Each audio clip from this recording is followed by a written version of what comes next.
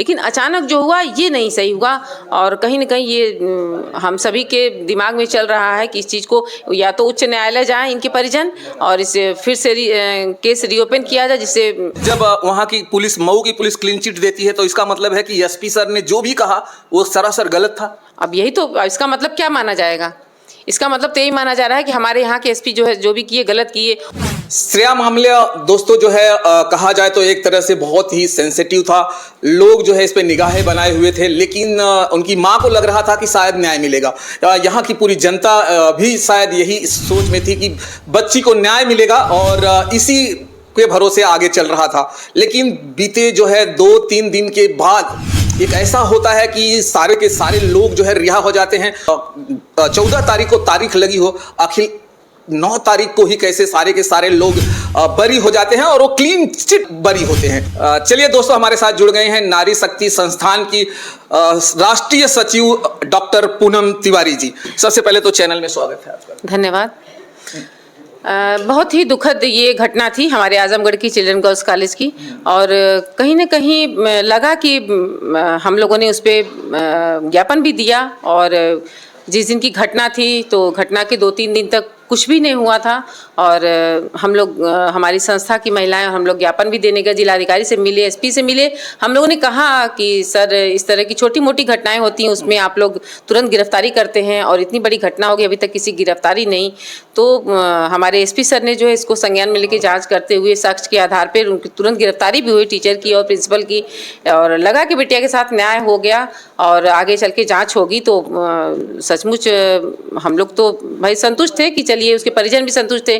लेकिन अचानक से 14 तारीख को अभी ये हुआ था कि डेट पड़ी थी सुनवाई की, और तब तक अचानक सुनने में आता है कि क्लीन चिट दे दी गई, कुछ भी नहीं। इतने सारे लोगों के बयान लेकर के फटाफट जो है सारी काम, तो ये कुछ न कुछ ये तो संदेहास्पद हो गया। और इसमें संदेह उत्पन्न करने वाली बात भी है, क्योंकि कोई भी चीज़ हमारे लाइफ में या किसी के भी ये सुनने में ये एक आश्चर्य करने वाली बात है कि इस तरीके से किसी को एक दिन में क्लीन चिट और किसी केस को इस तरीके से ख़त्म कर देना, तो ये कहीं ना कहीं इस बिटिया के साथ अन्याय हुआ है, जहाँ तक हमारा मानना है। और हम तो यही कहेंगे कि ये गलती तो, क्योंकि हम लोग सोचने पे मजबूर, या कोई भी ये जनता यहाँ की सोचने पे इसलिए मजबूर हुई है क्योंकि इस चीज़ को ओपन तरीके से प्रशासन को रखना चाहिए। जैसे कोई भी चीज़ आप रखते हैं, अगर कोई भी कुछ होता है तो ओपनली जो है मीडिया के सामने रखा जाता है कि हमने प्रेस कॉन्फ्रेंस रखे होते या सभी को एक ओपन तरीके से बताए होते कि ऐसे ऐसे, लेकिन कुछ भी नहीं, किसी को रातों रात इन्फॉर्मेशन नहीं। और ये रातों रात ये होता है कि मैसेज आता है, न्यूज आती है कि रिहाई हो गई, तो ये कहीं ना कहीं एक संदेह उत्पन्न करता है। और जनता सभी लोग परेशान है इस चीज इससे कि न्याय से, कि ये कैसा न्याय हुआ है।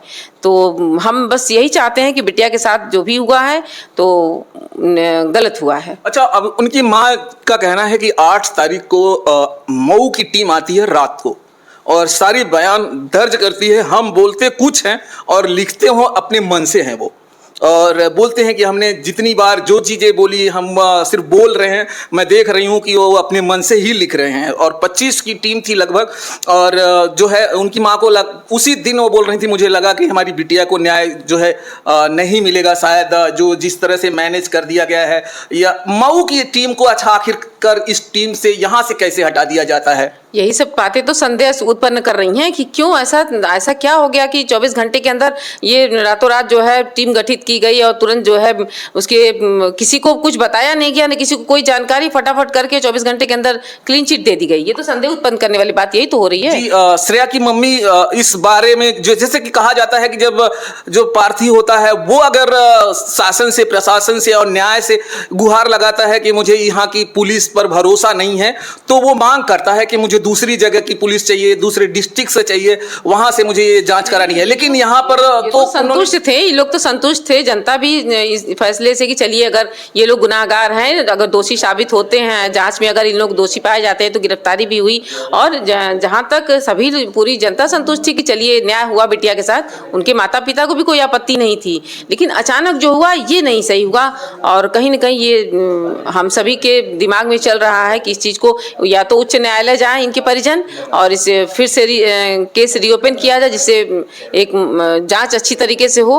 तो तभी जो है न्याय मिलेगा, क्योंकि हम और आप बात करके या फिर कुछ भी करके यहाँ कुछ नहीं कर पाएंगे जब तक कि उच्च न्यायालय में नहीं जाएंगे। अच्छा, एक बात और ये कि अनुराग सर ने खुद आके प्रेस कॉन्फ्रेंस किया था और सारी चीजें उन्होंने कहा था कि इसे मैनेज किया गया था, जो खून वगैरह था, ये धब्बे वगैरह, उन्होंने अपने बाइट में कहा था। हाँ, तो उन्होंने ये इतनी बड़ी अगर एक एसपी आकर मीडिया के सामने इतनी सारी बातें अगर बोलते हैं और उसके बावजूद भी अगर कहा जाए कि केस को इस तरह से पलट दिया जाए तो एक तरह से बहुत अलग, लोगों को तो शक होगा ही। ये तो यही तो आश्चर्यचकित कर देने वाली बात है कि एसपी का बयान जो है वो साक्ष्य के आधार पे तो उन्होंने बयान दिया था। अभी तक एसपी का बयान है और एसपी सर जो भी बोले हैं वो साक्ष्य के आधार पे बोले हैं, तो यही सब कहीं ना कहीं संदेह उत्पन्न कर रही हैं और बिटिया के साथ न्याय हो, हम सब यही चाहते हैं। तो क्या, अच्छा, जब वहां की पुलिस, मऊ की पुलिस क्लीन चिट देती है तो इसका मतलब है कि एसपी सर ने जो भी कहा वो सरासर गलत था? अब यही तो, इसका मतलब क्या माना जाएगा? इसका मतलब तो यही माना जा रहा है कि हमारे यहाँ के एसपी जो है जो भी किए गलत किए, ऊपर से आदेश आया कि तुरंत आप लोग जो है ऐसे करें, तो ये तो गलत है ना। अपने अधिकारी पे आप विश्वास नहीं कर रहे, इसका मतलब। तो अब अच्छा, अब उनकी माँ जो है आज उन्होंने आई थी, एसडीएम ऑफिस में आए थे, तमाम लोग थे उनके साथ में और उन्होंने एक प्रार्थना पत्र दिया है कि इसे केस को फिर से रीओपन करने के लिए और यहाँ की पुलिस को जांच करने के लिए दिया है। और क्या आपको लगता है कि श्रेया को अब न्याय मिलता नजर आपको लग रहा है? देखिए, जब तक ये लोग उच्च न्यायालय नहीं जाएंगे और अपनी बातों को मजबूती से नहीं रखेंगे, एक एक साक्ष्य नहीं देंगे, तब तक इसमें हम नहीं कह सकते हैं कि कुछ होने वाला है, क्योंकि बात अब उच्च न्यायालय तक ही जो भी होगा वो हो पाएगा। अच्छा, मामला अगर बात हम करें कि जिस तरह से श्रेया को स्कूल में टॉर्चर किया जाता है, बिना टॉर्चर उन्होंने इतनी बड़ी कदम नहीं उठा सकती। कोई भी बिना टॉर्चर का ऐसे ही जाकर स्कूल के परिसर में कहा जाए तो वो आत्महत्या नहीं कर सकती। अगर स्कूल में आत्महत्या उन्होंने किया है तो कहीं ना कहीं जरूर स्कूल की कुछ न कुछ कमियां रही होगी, लेकिन इस कमियों को छुपाने के लिए पूरी तरह से जो है मैनेज किया जा रहा है। नहीं, देखिए, कमियां हम मानते हैं कि बिटिया में बहुत कमियां थी, वो बहुत खराब थी, मैं ये भी कह रही हूँ। अगर वो खराब थी, वो गलत थी, तो उसके पेरेंट्स को बुला करके आप ये बात रखते ना, पेरेंट्स के सामने अगर ये बात रखते तो शायद ये घटना नहीं होती, और होती भी तो पेरेंट्स उसके जिम्मेदार होते ना कि उनके सामने ये घटना हुई। आज तो इतना बड़ा केस ये बन गया ना, क्योंकि वो इन लोगों ने पहले बोल दिया था, बहुत काफी उसको मेंटल रूप से जो भी कहा हो, अब ये तो वो जानेगी, वो तो अब रही इस दुनिया में नहीं, तो वो जानेगी या फिर टीचर जानेंगे। तो ये चीज कहीं ना कहीं कुछ तो हुआ है जिसकी वजह से बिटिया ने जो आत्महत्या की है। उन्हें कहा जा रहा है कि 2 दिन टॉर्चर के दिया, फ्राइडे और फिर उसके बाद मंडे का टॉर्चर जो है वो बर्दाश्त नहीं कर पाई और इसलिए उन्होंने छत पे जाके एक आत्महत्या कर लिया। हाँ, मंडे को भी पता चला कि मंडे को भी प्रिंसिपल नहीं थी, तो क्लास टीचर वगैरह जो है, जो भी उनको बिटिया से पूछताछ हुई थी। ठीक है, पूछताछ करना गलत नहीं है, आपने फर्स्ट डे पूछताछ कर ली बिटिया से, लेकिन मंडे को प्रिंसिपल के रूम में आने के बाद और प्रिंसिपल के रूम में कुछ देर रहने के बाद फिर बिटिया बाहर निकलती, थोड़ी देर खड़ी रहती है, फिर वहां से जाके कूद जाती है, तो ये सब चीजें तो कहीं ना कहीं एक संदेह उत्पन्न करती है ना कि ये गलत हुआ है उसके साथ। अच्छा, ये एक और कहा जा रहा है कि मोबाइल के साथ उनको एक सुरक्षित प्रोडक्ट जो कहा जाता है वो भी पकड़ा गया था उनके बैग में, और उसे कहते हैं कि सब लोग कि क्लास उन्हें ले जाकर एक दूसरे को दिखाया गया। क्या ये आपको लगता है कि ये वो लोगों ने जो किया, वहाँ की जो भी टीचर थे या वहाँ के जो मैनेजमेंट थे, कहाँ तक अच्छा था ये? हाँ, कुछ बच्चियों का कहना है कि क्लास में उस लड़की को, क्योंकि उस लड़की ने कहा भी था कि सर, बिटिया के नहीं, मैं चैनल के ही माध्यम से जानी हूँ, कुछ एक बिटिया जो है बोल रही है कि उसने आके क्लास टीचर से बोला कि सर, जो मेरी रेपुटेशन गई है क्लास के सामने वो कैसे वापस आएगी। तो कुछ न कुछ चीज़ें जो है आ रही हैं, तो ये चीज़ तो भाई बिटिया के साथ कुछ गलत हुआ है, तभी तो ये सब बातें आ रही हैं। अगर गलत नहीं हुआ था तो बच्चे जब छुट्टी होता है तो उन्हें कहा जाता है उस दिन फ्रंट गेट से नहीं निकाला जाता है, सारे बच्चों को पीछे बैक गेट से निकालने की क्या वजह? अगर कुछ आपके कॉलेज में हुआ ही नहीं है तो फिर बैक से क्यों बच्चों को निकालना?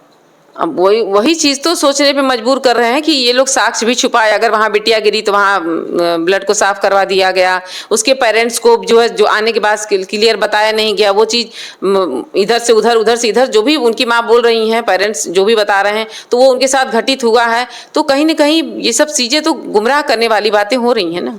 अच्छा, जो प्राइवेट कॉलेज होते हैं कहीं ना कहीं वो अपना रेपुटेशन बढ़ाने के लिए कहीं ना कहीं बच्चों के ऊपर एक्स्ट्रा प्रेशर तो करते हैं, आपको लगता है बिल्ड करते हैं? हाँ, ये चीज़ हम लोगों ने अपने ज्ञापन में दी भी थी कि अगर हमने विद्यालय प्रशासन से भी ये रिक्वेस्ट किया था, आपके भी चैनल के माध्यम से मैं रिक्वेस्ट करना चाहूँगी, जो भी विद्यालय प्रशासन है मैं उन सभी से रिक्वेस्ट करूँगी कि आप अपने विद्यालय में एक तो काउंसलर जो है मनोनीत करवाइए, और दूसरी चीज़ कि जो भी अगर बच्चा कोई अनुशासनहीनता का कार्य करता है या बच्ची कोई अनुशासनहीनता का कार्य करती है तो उसके पेरेंट्स को बुला करके आप जो भी कहना हो वो कहिए, उनके सामने कहिए। अकेले कहने में और पर्सनल अगर आप कुछ कहेंगे तो हो सकता है बच्चा किस तरीके से उसको ले, जैसा कि आज श्रेया के साथ हो गया है, तो आज इतनी बड़ी घटना हो गई ना, तो इसलिए मैं यही कहूँगी कि इस तरीके से सभी विद्यालय प्रशासन को चेत जाना चाहिए। सर्वोच्च न्यायालय ने एक गाइडलाइंस जो है किया था कि जो भी बच्चों के लिए स्कूल के बच्चों के लिए कि आज से ना बच्चों को किसी डेस्क पर खड़ा किया जाएगा और ना ही जैसे कैंपस पर ना तो बच्चे को किया जाएगा और ना ही किसी बच्चे को डंडे से मारा जाएगा और ना ही किसी बच्चे को 9th तक फेल किया जाएगा। और जैसे कि पहले ऐसा हुआ करता था, बच्चे को कुछ नहीं होता था तो बोलते थे डेस्क पे खड़े हो जाओ, और या तो मुर्गा बनाते थे बच्चों को, तरह तरह की चीजें करते थे। हम लोग भी पनिश हुए हैं। लेकिन ये सारी चीजें सर्वोच्च न्यायालय ने इसलिए हटा दिया कि कुछ बच्चे इससे जो है अपने आप को बहुत महसूस करते थे कि ग्लानि महसूस करते थे, और उस वजह से कहीं ना कहीं कुछ बच्चों ने भी ऐसे कदम उठाए थे और इसलिए ये चीजें लागू की गई थी। अब अगर देखा जाए तो ये स्कूल क्या इस चीजों को नहीं जानता था? हाँ, यही चीज़ तो गड़बड़ी है। सब भाई स्कूल चला रहे हैं तो उनको सब कुछ जानकारी क्या उनके गाइडलाइन में आता है वो उनको तो पता, अच्छी तरह से पता होना चाहिए कि हम क्या कर रहे हैं क्या नहीं कर रहे हैं। और जैसा कि आजकल के बच्चे तुरंत डिसीजन ले रहे हैं, तुरंत जो भी, तो इन सब चीज़ों को देखते हुए बच्चों के ऊपर काफ़ी पढ़ाई का भी प्रेशर रहता है और इतने सारे लेंदी कोर्सेज हैं, तो इन सबको देखते हुए ये देखा जाए कि बच्चे कहीं ना कहीं बहुत ज़्यादा मेंटल प्रेशर में रहते हैं, तो उनको बहुत ज़्यादा इस तरीके से स्कूल में भी टेंशन दिया जाए, घर पढ़ाई का टेंशन, तो कहीं ना कहीं उसका रिस्पांस तो गलत आता ही है ना। अगर अभिभावक इतना हाई फीस जमा करते हैं अच्छे जो अभी प्राइवेट कॉलेज हैं और अपने बच्चों की सिक्योरिटी अगर उन्हें ना मिले तो फिर आगे जो है जो अभिभावक होगा वो कैसे अपने आप बेटियों को या अपने बच्चों को स्कूल में भेजने से कहीं ना कहीं उसको डर लगेगा। ऐसी घटनाएं ही तो हमें डराती हैं, हमारे पेरेंट्स को, जो पेरेंट्स हैं बच्चों को, जो भी होनहार बच्चे हैं पढ़ने में और जो भी अच्छे बच्चे हो या कोई भी बच्चा हो चाहे पढ़ने में अच्छा हो ना हो, बच्चों को पेरेंट्स भेजते हैं, इतनी सारी महंगे स्कूलों में भेजते हैं, फीस जमा करते हैं इसीलिए कि हमारा बच्चा वहाँ सिक्योर रहेगा। और सिक्योर के नाम पर जब इतनी बड़ी घटना हो जाती है तो कहीं ना कहीं हर पेरेंट्स डरता है।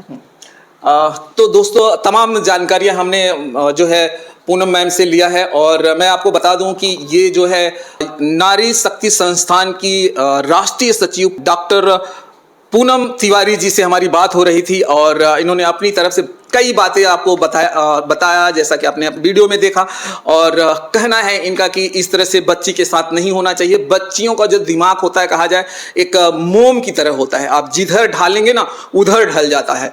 और जिस तरह से श्रेया के साथ हुआ शायद वो आगे ना हो, किसी भी बच्ची के साथ ना हो, और किसी बच्ची के साथ और उस माँ को क्या तकलीफ है शायद वही जानती हैं। एक बिटिया खोना और माँ से ज़्यादा शायद कोई नहीं जानता। तो चलिए दोस्तों, इस वीडियो को आप ज़रूर शेयर कीजिएगा और अपनी राय ज़रूर कमेंट बॉक्स में दीजिएगा कि आपकी क्या राय है। तो चलिए दोस्तों, वीडियो समाप्त होगा, हम मिलेंगे किसी और वीडियो में। जय हिंद, जय भारत।